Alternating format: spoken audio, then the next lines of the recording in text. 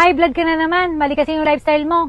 Alam mo ba, kahit meron kang gamot sa high blood, kung mali pa rin ang lifestyle mo, hindi pa rin ito magiging epektibo. Ang totoo, hindi tableta ang unang gamot sa high blood, kung hindi disiplina.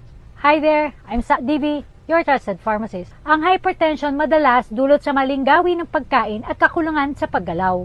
Kaya ang unang hakbang, baguhin ang lifestyle. Unang kailangan, bawasan ng alat, iwasan ng tuyo, patis at instant noodles, at processed meat tulad ng hotdog dahil ang sobrang asin ay nagpapataas ng ating blood pressure. Pangalawa, kailangan natin kumain ng potassium-rich food katulad ng saging, kamote, at malunggay na nakakatulong magbalanse ng sodium sa ating katawan. Pangatlo, kailangan natin kumain ng gulay at prutas. Pero kailangan mo ng konsulta sa dietitian dahil ito ay based sa DASH diet or dietary approaches to stop hypertension. Dahil sila ang makakatulong sa iyo para bumaba ang iyong blood pressure. Pang-apat, iwasan natin ang matatabang pagkain katulad ng mga pork fat, chicharon at fast food. Pero kung hindi maiiwasan, kailangan natin limitahan ang pagkain ng mga ito. Siyempre, kailangan natin pumili ng mga isda at lean meat. Pang-lima, mag-ehersisyo na hindi bababa sa 15 minuto bawat araw. Simpleng lakad pero consistent.